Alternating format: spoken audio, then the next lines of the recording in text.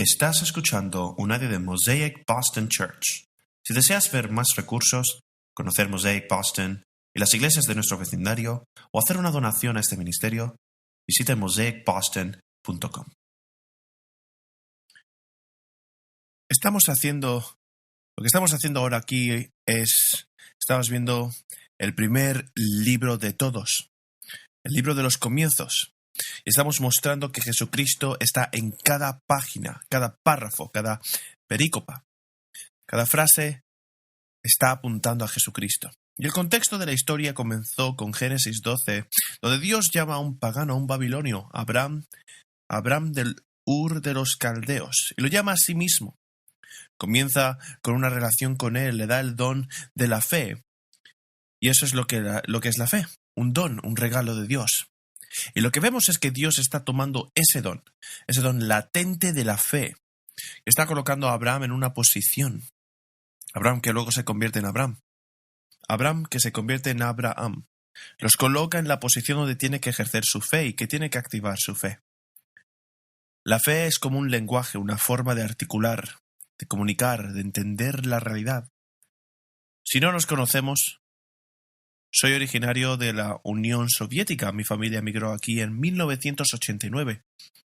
Yo tenía unos 6 años, así que mi primera lengua materna es el ruso. Y crecí hablando ruso en casa. Y bueno, si alguien que es un inmigrante llega aquí de joven, lo que sabe es que su idioma es el de la cocina, vamos a decirlo así, ¿no? Eso que mamá y papá hablan en la cocina, eso es todo.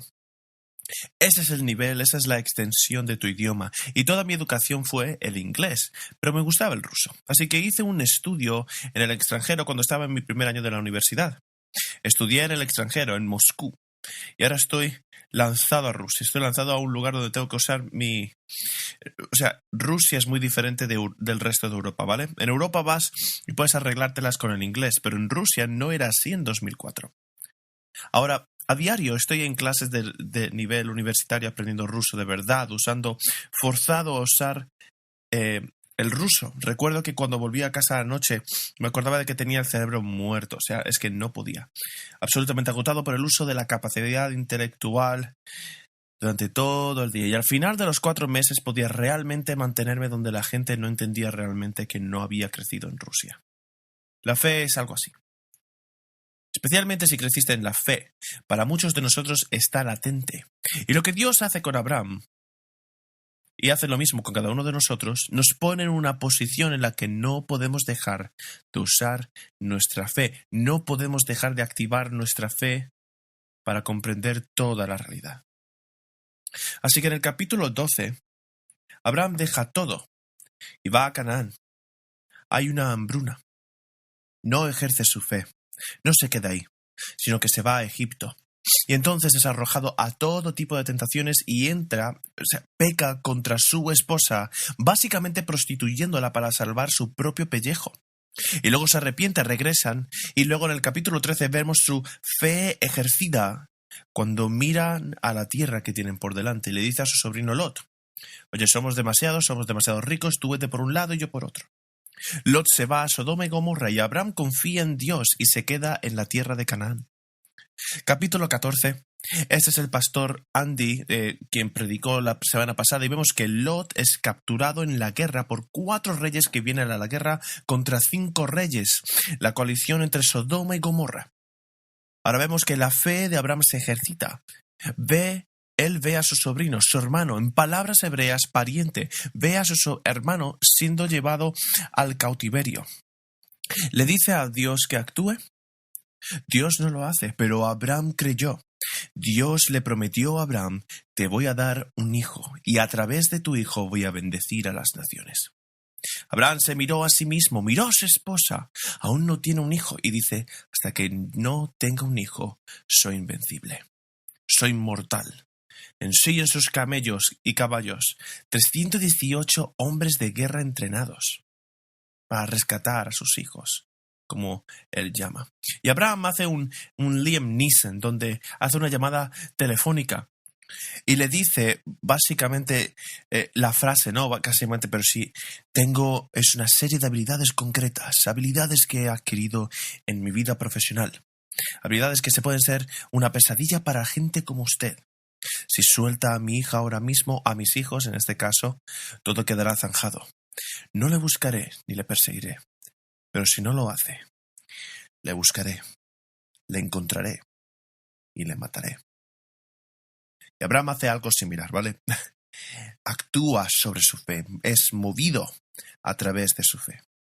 Y mucha gente mira las escrituras y dice, oh, el patriarcado, tenemos que desmantelar el patriarcado. Tenemos que desmantelar el patriarcado, pero el patriarcado malo, el patriarcado pecaminoso, la masculinidad pecaminosa o lo que es la masculinidad tóxica. Hay una buena masculinidad, una masculinidad piadosa que está consagrada a Dios y que dice, vivo para Dios y vivo para el legado de las generaciones. Y eso es lo que hace Abraham. Dios lo bendice y él viene con una estrategia, se enfrenta a miles de soldados y espera a que sea de noche y divide sus fuerzas. Vienen de dos lados diferentes en la noche, lo que es muy desorientador para una fuerza militar, y él gana. Pero la historia no acaba ahí, no acaba con Abraham siendo alabado por su inteligencia militar o por su valor. La historia termina con Abraham profesando la fe en Dios. Melquisedec, un rey sacerdote, un sumo sacerdote, bendiciendo a Dios también. ¿Y por qué es esto importante? Porque no fue Abraham. El poder, la victoria no vino de Abraham, vino de Dios, pero Abraham creyó. Así que tenemos esta interacción desde el principio de las Escrituras, que Dios es soberano. Dios da la fe, pero tenemos que trabajar, tenemos que activar nuestra fe. Y es una apuesta. Estás apostando tu vida en la premisa de que Dios es, de que su palabra es verdadera y de que lo que diga será realidad. Y eso es lo que hace Abraham. Y por eso se le llama el padre de los fieles y ejerce una fe victoriosa en un mundo hostil. Hoy estamos en el capítulo 15 de Génesis y aquí se trata de esta fe. Pero vemos a Abraham dudando, lo vemos vacilando, lo que suele ocurrir después de una increíble victoria espiritual. Vemos esto en toda la Escritura, una victoria increíble, pero luego llega Satanás y viene a tentar. Vemos eso con los profetas, vemos esto con Elías, donde viene una increíble victoria, tiene una increíble victoria sobre Baal, pero luego duda. Dios me mata. ¿Por qué estoy vivo? Dice él, ¿no? Vemos esto con Jesucristo, se bautiza, el Espíritu Santo desciende sobre él. Y luego Jesús va al desierto para ser tentado por el mal. Y ahí es cuando vemos a Satanás intentando tentar a Abraham para que se aleje de Dios. Este es uno de los capítulos más importantes de toda la Sagrada Escritura. Se alude a él 14 veces en el Nuevo Testamento, así que vamos a mirar el texto junto en Génesis capítulo 15, el cual dice que después de estas cosas, la palabra del Señor vino a Abraham en visión, diciendo, no temas, Abraham, yo soy un escudo para ti, tu recompensa será muy grande. Y Abraham dijo, oh Señor Dios, ¿qué me darás? Pues yo estoy sin mis hijos y el heredero de mi casa es Eliezer el de Damasco. Dijo además Abraham, no me has dado descendencia y uno nacido en mi casa es mi heredero. Pero la palabra del Señor vino a él diciendo, tu heredero no será este, sino uno que saldrá de tus entrañas, él será tu heredero. El Señor lo llevó fuera y le dijo, ahora mira al cielo y cuenta las estrellas, si te es posible contarlas. Y añadió Dios, así será tu descendencia. Y Abraham creyó en el Señor, él se lo reconoció por justicia. Y le dijo, yo soy el Señor que te saqué de Ur de los Caldeos, para darte esta tierra para que la poseas. Entonces Abraham le preguntó, oh Señor Dios, ¿cómo puedo saber que la poseeré? El Señor le respondió, tráeme una novilla de 3 años, una cabra de 3 años, un carnero de 3 años y una tórtola y un pichón. Y Abraham le trajo todos estos, los partió por la mitad y puso cada mitad enfrente de la otra, pero no partió las aves. Y las aves de rapiña descendían sobre los animales sacrificados. Pero Abraham las ahuyentaba. A la puesta del sol un profundo sueño cayó sobre Abraham.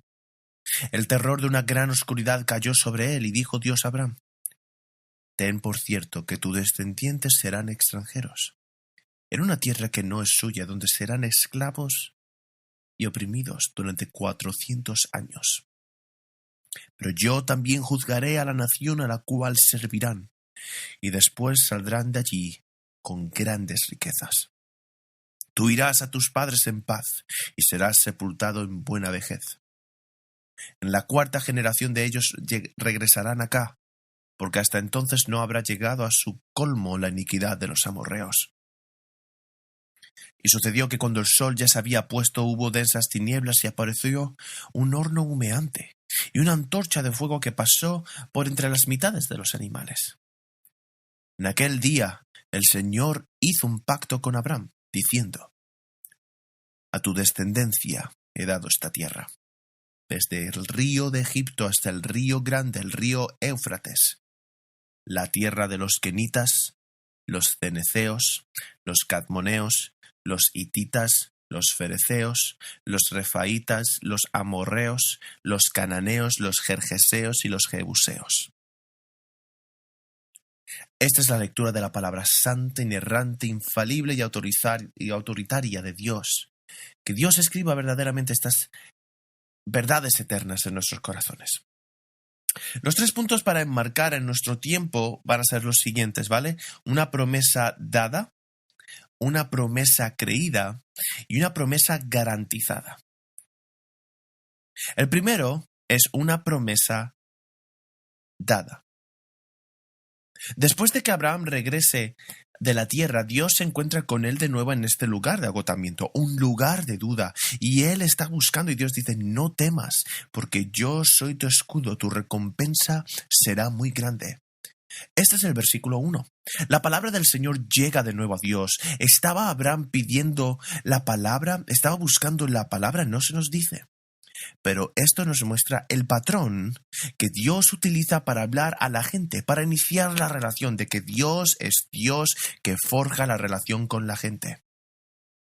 Él es el que toma la iniciativa. Adán y Eva pecan. Van a buscar a Dios. Pues no lo hacen. Van a buscar a Dios. No lo hacen. Dios va y dice: Adán, ¿dónde estás? Noé, ¿sabía Noé que venía un diluvio? No.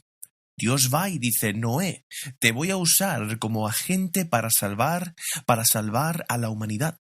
¿Sabía Abraham que Dios existía? No, él era un idólatra. Estaba feliz de serlo. Y Dios se encuentra con él y Dios lo llama a relacionarse consigo mismo. No es diferente. Era así en el año 2000 antes de Cristo. Era así en el año 2021 después de Cristo en Boston, Massachusetts. No importa si Dios habla a través de una visión. No importa si habla a través de un sermón de las páginas de las Escrituras, de conversaciones con amigos, el efecto es siempre el mismo. Que Dios es el que inicia la relación y lo que se requiere es que confiemos y obedezcamos. Dios inicia y nosotros tenemos que responder. Y lo primero que dice Dios, que es bueno. Si te encuentras con Dios, si escuchas la palabra de Dios, Dios está frente a ti. Oh, chico, esto podría ir de 2 maneras. Si Dios se encuentra contigo ahora mismo, me acerqué a un tipo hoy y le dije: oye, sé lo que hiciste esa noche, imagínate. Solo por diversión, solo para ver el miedo en sus ojos. Claro, la otra persona: ostras, ¿cómo lo sabes? Oh, lo sé. O sea, imagínate, si Dios se encuentra contigo y Dios te conoce todo tu pecado, conoce todo lo que has hecho y Dios se encuentra contigo. Podría ir de una de las 2 maneras, o de una o de la otra. Y es por eso que Dios dice: no temas, no estoy aquí para juzgar, estoy aquí para reforzar tu fe. Él dice: yo soy escudo, yo soy tu gran recompensa, tendrás una gran recompensa. 2 bellas imágenes. La palabra escudo es la misma que usa Melquisedec en el capítulo 14, versículo 20, donde dice que Dios lo entregó a los enemigos en tu mano, ¿no? En su mano, como liberación, como un escudo. Que Dios es el que te guarda, te protege como un escudo en la batalla de la misma manera que Dios es un escudo. Pero ¿cómo aplicamos esto hoy a nosotros mismos? Bueno, no estamos en una guerra física, sino en una guerra espiritual. Si vas a entender la realidad en el 2021, necesitas saber que estamos en una guerra espiritual. Está Dios y está Satanás. Hay ángeles y hay demonios. Existe el bien y existe el mal. Hay verdades y hay mentiras. Las escrituras hablan de que no hacemos la guerra contra lo físico, pero sí contra Satanás, demonios, principados. Satanás no quiere que confiemos en Dios, no quiere que obedezcamos a Dios, que honremos ni adoremos a Dios. Así que necesitamos a un defensor contra un enemigo que es mucho más grande que nosotros. Y ese defensor es nuestro Dios, nuestro protector. Él es nuestro escudo.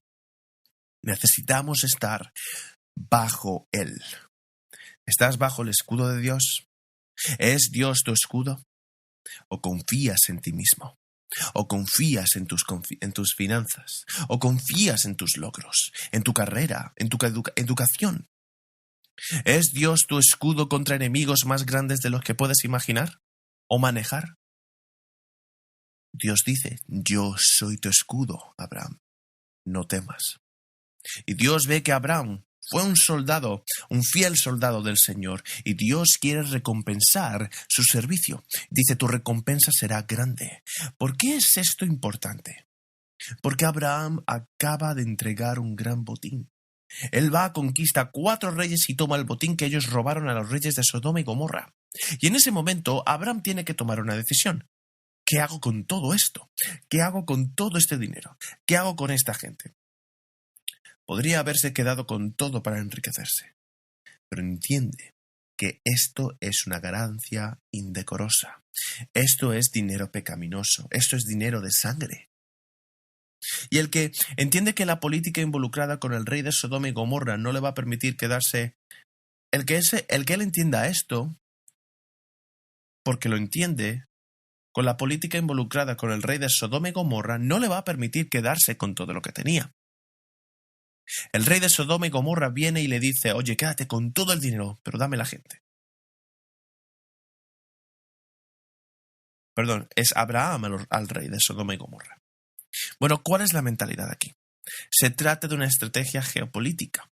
Él dice, necesito gente, necesito a mis soldados de vuelta, pero decirte, puedes quedarte con el dinero. Me das mis soldados y luego, cuando estés dormido, voy a ir hacia ti con todos mis soldados. Y Abraham dice, no, gracias. Tiene la sabiduría de Dios para decir, no, gracias, a esta ganancia indecorosa. Se queda con todo. Nunca quiero que digas que, yo hice rico a Abraham. Abraham le dice al rey. Él confía en Dios, renuncia a esta recompensa indecorosa y pecaminosa, y Dios le dice, tú, porque has hecho esto, porque has dicho no a la tentación, has dicho no a un intento, eso es parte de crecer en la fe, de activar tu fe, de decir no a la tentación, de decir no a los recortes. Y anoche lo pensaba, estaba meditando en esto. Esto ni siquiera era parte del sermón, ¿vale? Pero, y siempre es un peligro cuando voy por aquí, pero es divertido. Así que me preguntaba cómo sabía la fruta prohibida, ¿qué sabía? Eso es lo que estaba meditando, ¿no? Pero me pregunta qué sabía. ¿Y sabes qué? Creo que cada uno de nosotros sabe a qué sabía.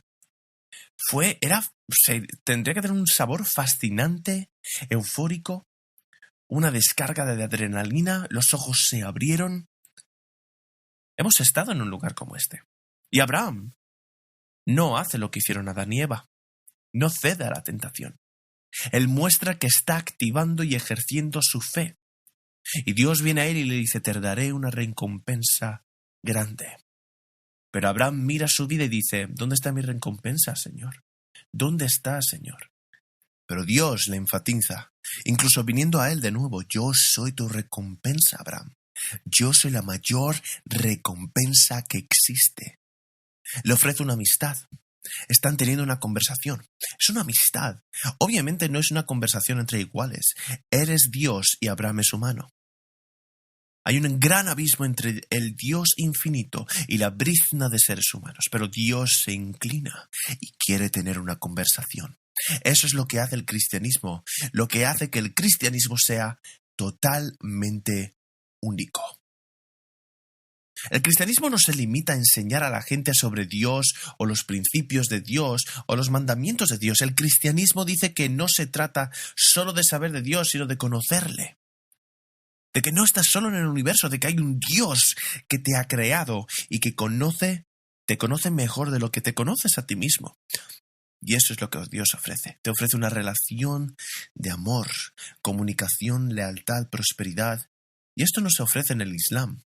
No se ofrece en el budismo ni en ninguna otra religión ni filosofía. Todas las demás dicen que hay que servir, que hay que hacer algo por Dios para que Dios te acepte. Tienes que congraciarte con Él en una relación. Y Dios viene, inicia la relación, tiene una conversación y habla con Abraham. Y Abraham se siente tan amado que se siente lo suficientemente cómodo como para responderle. Ahora bien, siempre que alguien contesta en las escrituras suele ser una mala señal. Cuando les digo a mis hijos que hagan algo, lo primero que sale de su boca no es la palabra «sí, papá». Sé que voy a tener que lidiar con algún drama con sus ojos. Vale, bien, no fui yo, fue mi hermana, no, ella tenía que limpiar y así me gusta. O sea, lo que es fascinante es que Dios se compromete y le permite a Abraham tener una conversación. En el versículo 2, el verso comienza con la palabra «pero». Así que Dios dice, soy un escudo, soy tu recompensa, y Abraham dice, pero Dios, pero... Y Abraham dice, Señor, ¿qué me darás porque sigo sin hijos? El heredero de mi casa es Eliezer de Damasco. Abraham contesta, lo cual es una señal de que está dudando. Ahora, hay una diferencia entre la duda y la incredulidad. Muy importante, hay una diferencia entre la duda y la incredulidad. Y la razón por la que digo que hay una diferencia es porque, ¿cómo se dirige a Dios? Se dirige como Señor Dios. Él no solo dice Señor, Él no solo dice Dios, Él dice, oh Señor Dios. Lo que está diciendo es, oh Señor soberano, oh Señor Yahweh. Tú eres preeminente, eres exaltado, sé que eres Dios y sé que no lo soy, pero no lo entiendo, Señor. Tengo una pregunta. Prometiste bendecirme, miro mi vida ahora y no parece una bendición tal como la defino. Aquí hay una diferencia entre la duda y la incredulidad. La duda quiere resolución. La duda se acerca a Dios. La duda lucha con Dios como Jacob luchó con Dios. Esa es la duda. Tengo preguntas, sé que tú puedes responderlas, Señor. Confío en ti, eres Dios. No entiendo, pero sé que lo haré una vez que me ayudes, Señor. La incredulidad, sin embargo, dice esto. No me has dado lo que quiero, no me has dado a mi hijo, me voy. No me has bendecido como defino yo la bendición, como defino yo la vida bendecida. Me voy, me la aspiro. Y le das la espalda y se va. Y Abraham aquí no actúa por incredulidad, sino por duda. Está dudando. Oh Señor, Señor Dios, ¿qué me darás? Gracias por ser mi escudo, gracias por ser mi recompensa y el recordatorio, pero ¿puedo confiar en ti, Dios? Han pasado años, quizá décadas, desde la promesa inicial en Génesis 12. Así que Abraham se enfrenta a los hechos de la realidad. Es mayor. Su mujer es mayor. Es estéril incluso. Dios le prometió un hijo y le prometió un hijo a través de Sara. Él ve los hechos de la realidad, interpreta los hechos de la realidad, pero también sabe que hay otro hecho. También hecho de la realidad que no se ve. Es el hecho de Dios. Ahora, a través del hecho de Dios interpreta la realidad física, interpreta las circunstancias. Versículo 3, y Abraham dijo, he aquí que no me has dado descendencia y un miembro de mi casa será mi heredero. La escritura no viene a nosotros con la emoción del texto. Es ahora cuando el Espíritu Santo tiene que sacar esto a relucir. Pero quiero que vayas en este momento, quiero que mires a Abraham, que ha estado siguiendo a Dios durante décadas. Dios le prometiste un hijo. Dios, me prometiste un heredero. Y esta frase, no sé ustedes, pero a mí me golpea de una manera poderosa. Porque he tenido momentos en mi vida donde no he recibido lo que creía que Dios estaba prometiéndome. Él dice, no me has dado ningún hijo, Señor. Saca la palabra hijo aquí y rellénala con otra cosa, chicos. Y esa es la emoción con la que lucha Abraham. Señor, te amo, sé que me amas, pero no me has dado nada ni todavía. O sea, ¿qué es esto? No me has dado nada. ¿Qué es esto para ti? A lo mejor dices, no me has dado esposa. A lo mejor dices, no me has dado casa. A lo mejor dices, no me has dado ninguna riqueza. Tal vez sea por cuestiones de salud. Me has dado nada. Te diré que justo ahí, esta área de la vida, cada vez que tienes preguntas como estas, Satanás entra y simplemente presiona en ese dolor. Y necesitas luchar contra eso. Necesitas luchar contra eso de la misma manera que lo hizo Abraham. Diciendo, Dios, tú eres mi escudo y mi Dios. Tú eres gran recompensa. Yo sé que tú eres digno de confianza y no me has dado esto aún. Tal vez porque me lo darás más tarde. Tal vez porque no es el momento aún. Porque no estoy en un lugar donde pueda manejar este nivel de bendición. Y me encanta cómo Dios es paciente con Abraham y le permite hacer estas preguntas. La promesa es dada. ¿Qué hace Abraham? Y esta cita 2. Una promesa creída. Y Dios viene a él y reitera la promesa. En el versículo 4 he aquí, la palabra del Señor vino a él, que este hombre no será tu heredero, su propio hijo, tu propio hijo de tus propias entrañas será tu heredero. La palabra aquí mira, o sea, te atrae a la narrativa. La narrativa te está diciendo que esto es muy, muy importante. Tendrás tu hijo, te lo prometo. Versículo 5 lo lleva afuera y dice, o sea, probablemente él estaba en su tienda, ¿vale? Y Dios los lleva afuera. Vamos a dar un paseo, Abraham. Y él dice, mira al cielo, mira hacia el cielo. Cuenta las estrellas si eres capaz de enumerarlas. Y luego le dice, así será tu descendencia. Normalmente, así es como Dios trata nuestras dudas. Así es como trata nuestras preguntas, trata nuestro dolor y trata nuestro sufrimiento. Quiere apartar nuestra atención de nosotros mismos. Mirarse el ombligo nunca ayuda. Sí, el trabajo interno sí es muy importante. Pero en ninguna parte de las Escrituras dice, vale, tienes que mirar en lo más profundo de ti mismo y ahí es donde están todas las respuestas. Es falso.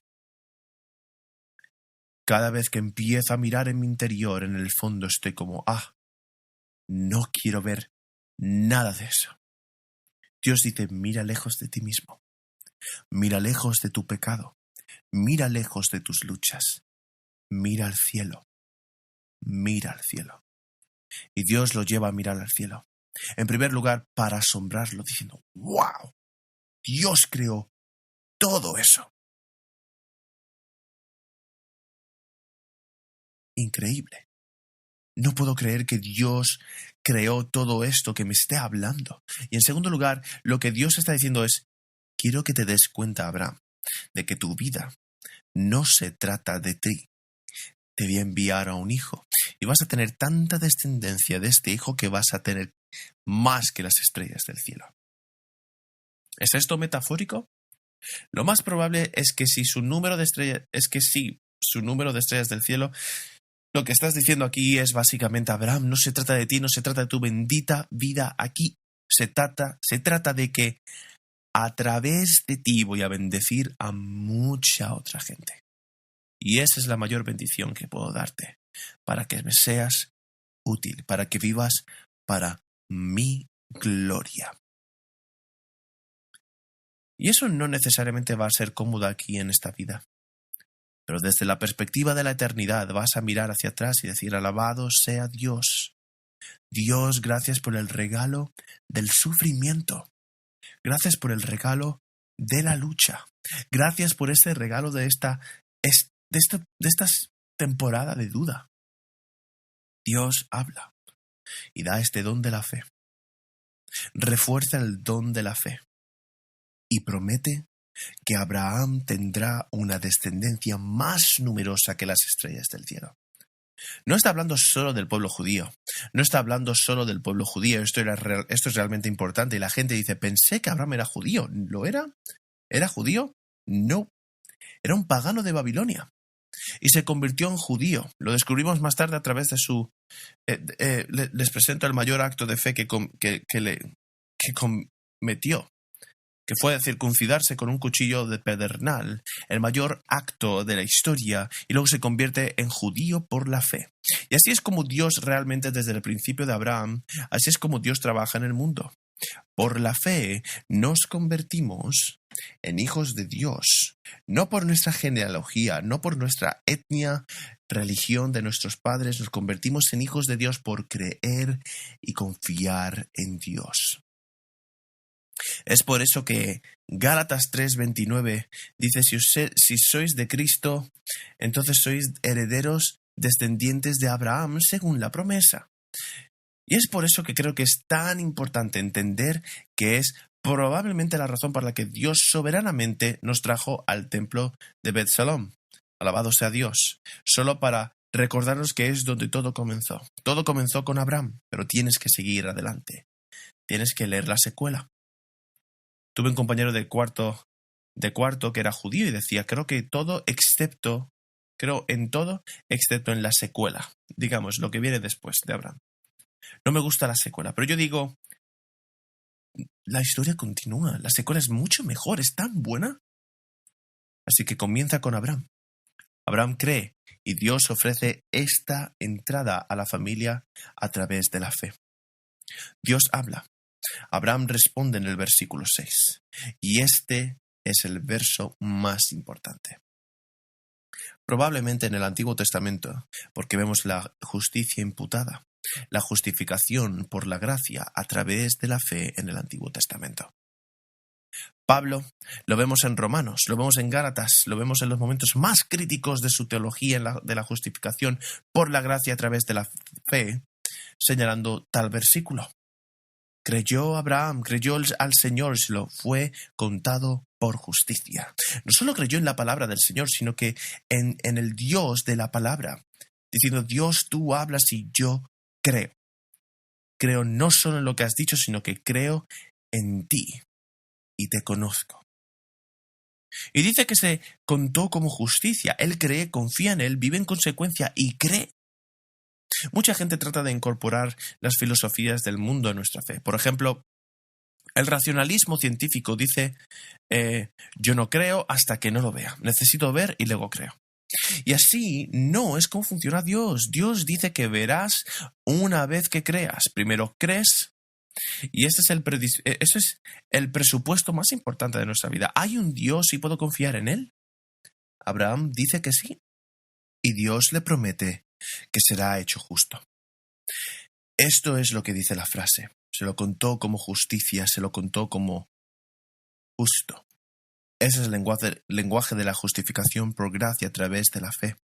Abraham, no eres justo, has pecado y seguirás pecando, pero confías en Dios. Estás construyendo tu vida sobre el fundamento que es Dios. Eres justificado por la gracia a través de la fe. Esto es 2 Corintios 5:22. Dice que Él, Jesucristo, que no conoció pecado, se hizo pecado en la cruz cuando tomó la pena de nuestro pecado sobre sí mismo. En que, no conociendo pecado, se hizo pecado para que nosotros pudiéramos llegar a ser justicia, en justicia de Dios. Dios está diciendo, ahora eres mío, estás cubierto por la justicia del que ha de venir. El Señor le hizo la promesa a Abraham de que tendrá un hijo, no solo un hijo, sino una gran cantidad de descendientes. Abraham cree en esto a pesar de su avanzada edad, él mismo y su esposa, y el Señor lo consideraron justo. Ellos lo consideraron justo porque creyó. porque se estuvo dispuesto a construir su vida sobre el fundamento que es Dios. Escribí esto en mi boletín, pero una de las cosas más alucinantes que he visto. Estaba caminando por la calle visitando a mis padres en Jamestown, Rhode Island, caminando por la calle y estoy mirando este pedazo de casa enorme y miro y puedo verla a través del primer piso. No había sótano, no había cimientos y la casa fue levantada e izada. Y lo que estaba haciendo es que estaban reemplazando los viejos cimientos que se estaban desmoronando y luego estaban reconstruyendo unos cimientos nuevos. El levantar la casa, sacar los viejos cimientos, reconstruir unos nuevos, y eso es lo que Dios está haciendo con Abraham. Y Abraham, luego a partir de aquí, comienza a construir toda su vida sobre este nuevo fundamento. Vemos este mismo lenguaje en Hebreos 11, del 8 al 6. Por fe, Abraham, obedeciendo, salió sin saber a dónde iba. Fue a vivir en la tierra prometida, como en una tierra extranjera, viviendo en tiendas como Isaac y Jacob, herederos con él, con la misma promesa, porque esperaba la ciudad que tiene fundamentos, cuyo diseñador y constructor es Dios. Dice, este es el mundo.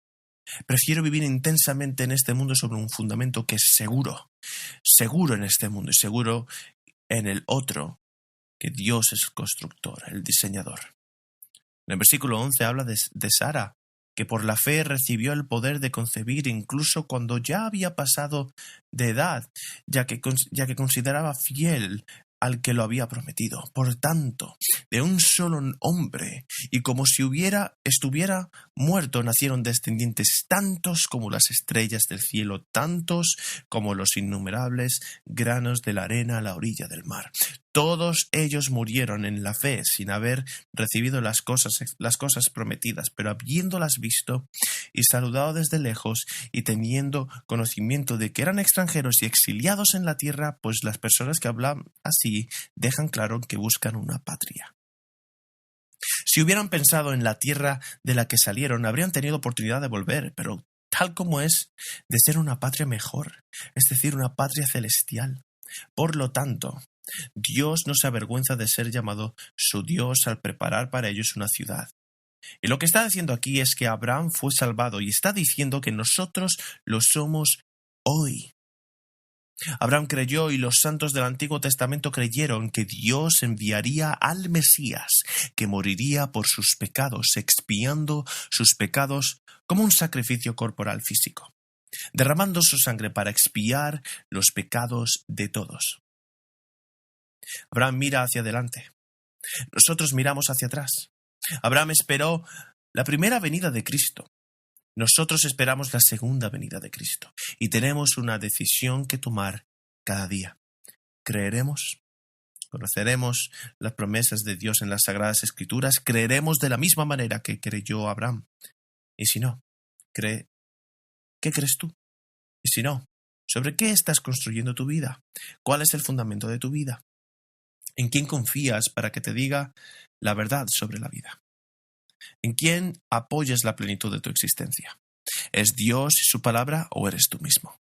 ¿O en las personas? Estas son las opciones. ¿Es Dios o soy yo mismo? ¿O es la gente? De la gente, la autoridad de esa persona tiene autoridad. Esta persona debe saber más que yo. Tengo que tomar la palabra de esta persona como verdad. Tal vez. Creo en la alabanza total. Creo que cada persona que habla, lo que sea, que las palabras están marchadas de mentiras, está hablando con el hermano después de la iglesia y él es como, gran sermón. Y yo le digo, bueno, todos los sermones de Dios son geniales. Y es así. Y él me dijo, sí, presto más atención a la palabra de Dios en tu sermón que a tus palabras, sin ofender. Y yo dije, así es. Esa es la manera de escuchar. ¿Qué dice la palabra de Dios? ¿Qué dice el pastor Jan de las cosas? ¿Qué dice el pastor Jan en las cosas que están pensando en sus notas? Y luego, cuando se va, es divertido, pero nunca sabes lo que vas a conseguir. No deberías de esperar. Pero así que otras personas, ¿puedo confiar en la gente? Yendo a otro punto. Más o menos. Muéstrame la evidencia, muéstrame los datos, y los datos son probablemente sesgados. Porque ¿quién está pagando su cheque? Así que es o Dios, o la gente, o usted mismo. Voy a confiar en mi razón. Voy a confiar en mis facultades de razonamiento. Y es por eso que mucha gente no cree en la palabra de Dios, como la palabra inerrante de Dios. ¿Por qué creo que la palabra de Dios es la palabra inerrante de Dios? Porque la palabra de Dios dice que es la palabra inerrante de Dios. Punto. La gente dice, eso es un razonamiento circular. Y yo digo, ¿cómo sabes que eso es un razonamiento circular? Y ellos dicen, mi razón me dice que es un razonamiento circular. Eso es un razonamiento circular. ¿O crees que tú en tu mente razonamiento circular o necesitas una palabra del exterior? ¿Y es esa palabra del exterior que viene de la gente o viene de Dios? Son preguntas que tenemos que hacernos. Pero Abraham aquí confió en Dios. Terminaré con el tercer punto, que es la garantía de esta promesa, y me encanta esta parte del texto. En el versículo 7 le dijo, yo soy el Señor que te sacó de Ur de los Caldeos para darte esta tierra en posesión. Dios viene y le recuerda quién es y la relación que Dios tiene con él. ¿Qué hace aquí? Este es un lenguaje típico que comienza al hacer la antigua alianza, el antiguo pacto. Déjame recordarte quién eres y déjame recordarte quién soy yo. Y este es el mismo prólogo breve que procede cuando Dios hace un pacto con su pueblo en el monte Sinaí en Éxodo 20. ¿Qué hace Dios? Aquí. ¿Está haciendo un pacto con Abraham?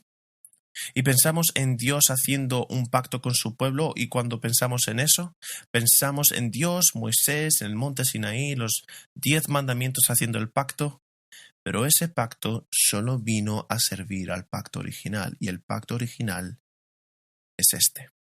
Mira Éxodo 2, 23 y 24. Dice que durante muchos de esos días, el rey de Egipto murió y el pueblo de Israel gimió a causa de su esclavitud y clamó por ayuda. Y su grito de rescate de la esclavitud llegó a Dios. Y Dios escuchó su gemido y Dios recordó su pacto con Abraham, Isaac y Jacob. Dios vio al pueblo de Israel y lo supo. Así que el pacto mosaico, el pacto a través de Moisés, se da solo para servir al pacto original. Éxodo 6, 2 al 4 dice lo mismo, que Dios habló a Moisés y le dijo, yo soy el Señor y me presenté a Abraham, a Isaac y a Jacob como Dios Todopoderoso. Pero por mi nombre, el Señor, no me di a conocer a ellos. También establezco mi pacto con ellos para darles la tierra de Canaán, tierra en la que volvieron a vivir como forasteros trayendo a Abraham. Así que en el pacto del Sinaí no es un pacto diferente, es simplemente una renovación, es una elaboración, es una ampliación. Y luego Dios amplía el pacto de nuevo, dando a David un pacto. En 2 de Samuel 7, donde dice que enviaré a un rey que se sentará sobre ese trono davídico para siempre.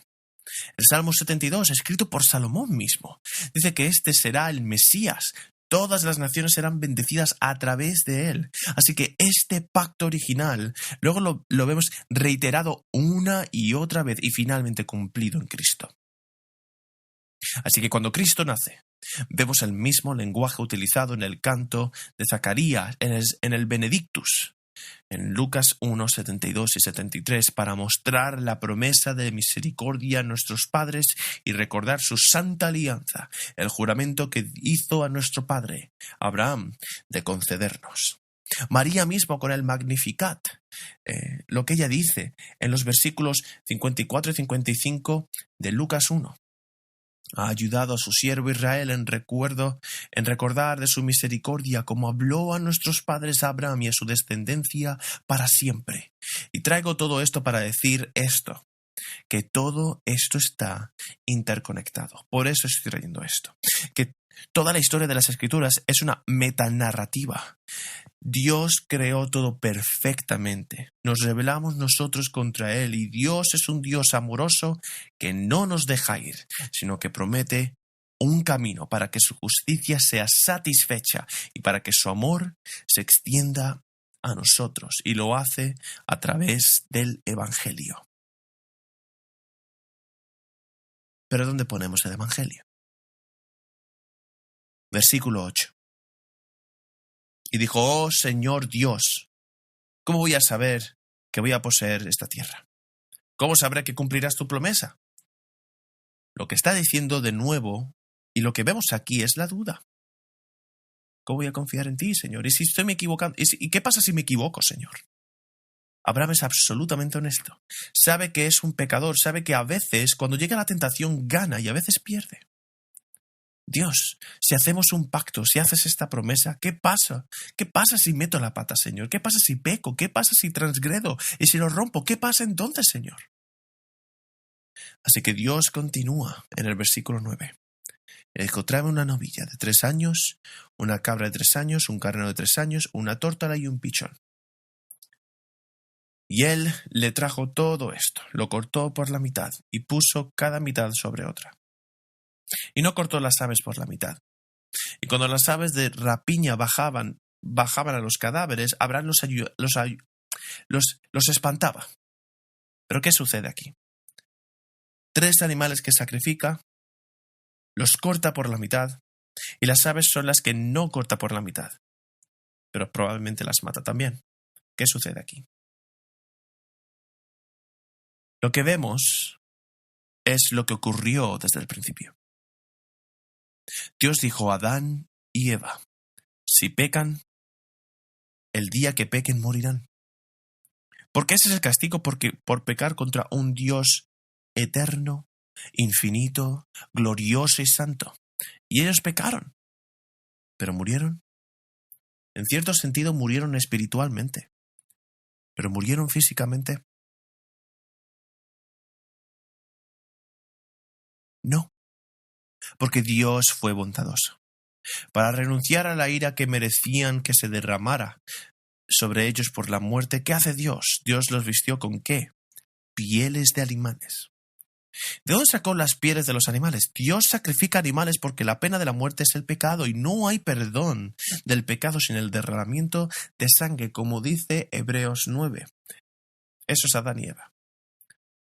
Con Noé, igual. Noé sale del arca con animales y lo que sucede es que Dios le dice que es hora de sacrificar y de un nuevo pacto. Y eso es lo que hace Abraham. Prepara animales adecuadamente, lo que implica que entendió lo que está por venir. Luego vemos las aves. ¿Qué tipo de aves? Depredadoras. Buitres llegando y tú dices: a ver, ¿qué hacen? ¿Por qué están estos pájaros ahí? Los pájaros quieren comerse a los cadáveres. ¿Qué está ocurriendo aquí? Esto es un símbolo. La Escritura dice que algunos pájaros en la Escritura, son una señal de actividad demoníaca, ¿vale? Jesús hace esto en la parábola del sembrador. El sembrador va y siembra semillas y luego una de las semillas es comida por el pájaro. Así ves al animal luchando contra el pacto incluso siendo hecho. Esto se ve más adelante con la cruz de Jesucristo. Vemos la lucha, al enemigo trabajando, la oscuridad en el mundo. Y una aplicación práctica aquí es que cada vez que se hace un pacto con Dios, siempre habrá tentación. Siempre va a haber una guerra. Háblanos de alguien que se bautiza. Esta próxima semana va a ser dura, te lo digo. Solo tienes que saber esto. A cualquiera que se case se lo digo. Miren, ustedes hicieron un pacto con Dios y con el otro. Dios quiere bendecirlos y protegerlos. El enemigo quiere hacer todo lo posible, sin embargo, para romper ese pacto. Y eso es lo que sucede aquí. Y vemos a Abraham luchando. En el versículo 12, el sol se estaba poniendo y un sueño profundo cayó sobre Abraham. Y aquí una terrible y gran oscuridad cayó sobre él. Ahora Abraham va a dormir. Y esto es una reminiscencia de la forma en que Dios trae a Adán. Adán, cuando Dios le da a una esposa, lo pone a dormir para crear a Eva antes del pacto del matrimonio. El Señor le dio a Abraham. El Señor le dijo a Abraham: recuerda con certeza que tu descendencia será forastera en una tierra que no es suya, serán siervos afligidos por 400 años, pero yo traeré juicio sobre la nación a la que sirven y saldrán con grandes posesiones. Abraham, ¿querías saber el futuro? ¿Querías saber sobre tus hijos? Pues te lo voy a decir. esto. ¿Por qué le dijo Dios todo esto? Porque él lo pidió. Entonces Dios los sacará, la promesa está hecha, con regalos, grandes posesiones. Eso es lo que los egipcios cargaron con cosas al salir de Egipto, si recordáis el texto. Dios está tolerando aquí el mal, el pecado aquí. Mucha gente se pregunta si hay un Dios bueno en el mundo. ¿Por qué hay tanta maldad y tanto pecado? Porque Dios es sufrido y paciente. Quiere que la gente se arrepiente y se aleje del pecado, porque si no lo hacen, ¿cuál es la alternativa? Es la eternidad lejos de Dios en un lugar llamado infierno. Así que Dios está esperando. Esperó con los amorreos. Con Noé hizo lo mismo. Se acerca el diluvio, construye el arca. ¿Cuánto tiempo tardó en construir el arca? 120 años. Y Noé proclama con su vida: arrepiéntete o vais a perecer. Esperando, siendo paciente y esperando. Y los amorreos, si estudias lo que hicieron, eran gente perversa, con todo tipo de desviaciones sexuales, y no tenían aborto en ese entonces, fíjate.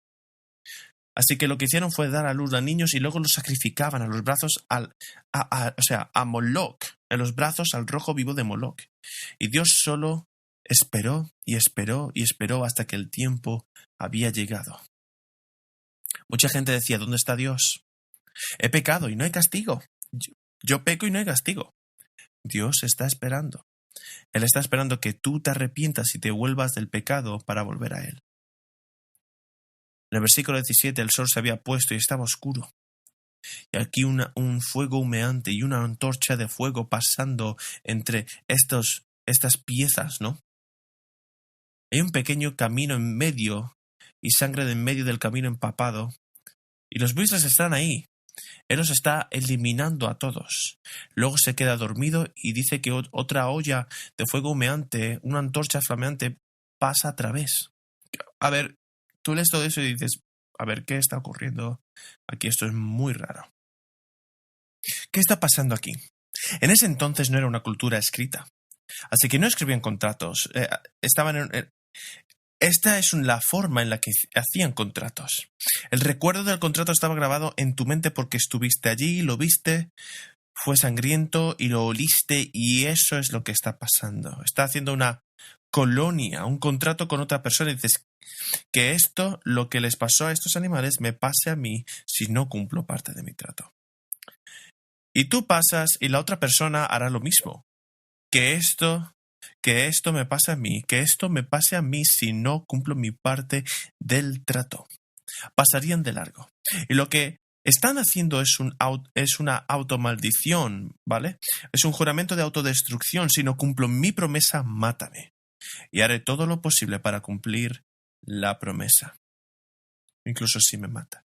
Y es por eso que en el hebreo hacer un pacto, la frase es en realidad cortar un pacto. Se corta a través de estos animales, y eso es un pacto con iguales. Normalmente se hacían pactos cuando un rey conquistador entraba en un pueblo y no atravesaba animales. Se asumía que este rey iba a cumplir su parte del trato. Él haría que su pueblo, el pueblo que acaba de conquistar, caminara a través de la sangre y se manchara de sangre en sus sandalias. Oliera todo solo para recordarles: si me eres real, yo te seré leal. Si no lo hacen, los mataré como matamos a estos animales. Entonces, ¿qué está pasando? Y luego vemos el fuego, la olla, la antorcha flameante pasar, y esto es una señal de la presencia de Dios. Vemos que en Hebreos 6 y en Josué 24 traen la misma interpretación. Dios atraviesa y Abraham lo sigue. No, no lo hace. ¿Abraham lo sigue? No, no lo hace. ¿Qué está haciendo Abraham? Abraham está durmiendo. Lo que sucede aquí es uno de los cuadros más claros del Evangelio del Antiguo Testamento. Desde el principio, Dios dice: seréis responsables de ambas partes del pacto. Si cometo un pecado, si no te soy fiel, que me pase esto, que me muere, que me maldigan. Y si tú no cumples parte del pacto creyendo y confiando en mí, que me maten igualmente. Yo asumo el castigo que tú mereces sobre mí. Pagaré la pena por la ruptura de tu pago. Pagaré el precio que debías pagar. Los animales tienen 3 años Y Jesús fue crucificado después de un largo ministerio de 3 años. Animales divididos en dos, así como el velo del templo, cuando Jesús tomó su último aliento, fue dividido en dos. Abraham estaba en sueño profundo, como cada uno de nosotros estaba en un sueño profundo y espantoso por el pecado. Y cuando Jesús murió, una oscuridad espantosa vino sobre la tierra. Como Abraham está dormido, lo mismo está sucediendo. ¿Por qué tuvo que morir Jesús entonces? ¿Desobedeció Jesús el pacto? ¿No cumplió su parte del pacto? No. Él murió porque nosotros no cumplimos nuestra parte del trato. Cada uno de nosotros ha pecado contra Dios, se ha rebelado contra Dios. Todos somos idólatras, todos somos infractores de la ley y de los mandamientos. Así que Jesucristo va a la cruz porque Dios le prometió a Abraham: hice un pacto contigo. Y Jesús hace cumplir este pacto en la cruz de Jesucristo, para que cuando cualquiera pueda, solo tienes que arrepentirte de tu pecado. Y que puedas decir: Dios, perdóname, perdóname, por favor. Dios, perdóname, y Dios lo hace porque Jesús ha pagado por tu pecado. Todo lo que tienes que hacer es pedirle a Dios y decir: por favor, perdóname. Me olvidé de mis anillos hoy. Usualmente uso mis anillos y mi esposa estaba enojada conmigo esta mañana por olvidar mis anillos. Y le mandé un mensaje: ¿puedes traer mis anillos? A ella no le gusta que predique sin mis anillos, ¿no? Ella estaba en camino, así que olvidé mis anillos. Así que esto es lo que siempre hago. Cuando estoy en casa y me quito los anillos, siempre lo hago porque escribo más rápido sin mis anillos. Hago todo en la casa mejor. Así que pongo mis anillos en el mismo lugar cada semana. Mis hijas tocan el violín y tienen esa pequeña cosa triangular, el metrónomo. Es un metrónomo pequeño y es muy molesto con el tic-tac. Pero no es tan molesto como el violín de mi hijo. Pero bueno, es maravilloso. Haciendo tic-tac y todo eso, y el otro día voy a buscar a mis anillos y solo encuentro uno de los dos. Y dije: ¿dónde está el otro anillo? Y yo buscando por la otra casa. Por cierto, la historia de fondo: llevo 2 anillos, ¿vale? En Estados Unidos se llevan en la mano derecha. En Rusia se lleva en la mano izquierda. Estoy doblemente casado con una esposa, así que estoy mirando mi segundo anillo. No puedo encontrar mi segundo anillo. Entonces le digo a mi hija menor: ¿has visto mi segundo anillo? Y ella dice: no. Y le digo: ¿estás seguro? Y mi mujer dice: lo he visto. Tremendo truco si eres padre. Te vi. Y de repente ella empieza a gritar: lo siento, por favor. Empieza a llorar: por favor, perdóname, perdóname. En ruso, que es mucho más bonito. Por favor, perdóname. Amigos, ella tomó el amigo y lo puso en ese pequeño espacio en el metrónomo y encajó perfectamente. Voy al metrónomo y está ahí precisamente. No sé cuánto tiempo vamos a tardar para poder sacarlo, pero está ahí dentro y finalmente lo sacamos. Pero lo que me impactó fue, y me reí de todo, ¿no? Pero me impactó mucho la consagración del corazón, solo la contrición del corazón de mi hija. Perdóname, de verdad, por favor, lo siento. Y dije: por supuesto, por supuesto. Y Dios es un buen Padre y ha previsto un camino para que nuestros pecados sean perdonados. Solo tenemos que pedirlo. Esta es la belleza del Evangelio, la belleza de la palabra de Dios, del cristianismo. Solo necesitas pedir. Y Jesús termina, y Génesis aquí termina con 18 al 21. En ese día el Señor hizo un pacto con Abraham: a tu descendencia le doy esta tierra. Y lo que sucede aquí es que la tierra, las fronteras de esta tierra son mucho más grandes de lo que Israel poseía, incluso cuando bajo David y Salomón. Y lo que Dios dice es: estoy dándote esta tierra prometida a cualquiera que simplemente crea en Jesucristo. Jesús no nos ofrece solo una relación, sino una amistad. Santiago 2:23. Cumplió la escritura que dice: Abraham creyó a Dios y le fue contado por justicia. Fue llamado amigo de Dios. Esto es lo que Dios ofrece, hermanos. Se queda ofreciéndonos el perdón, una amistad y una relación.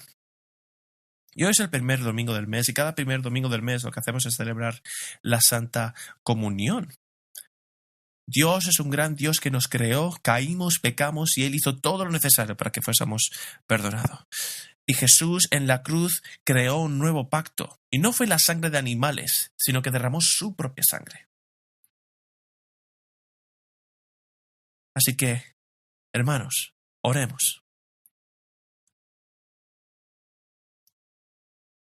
Jesús, te agradecemos que nos hayas amado tanto, que te hayas entregado.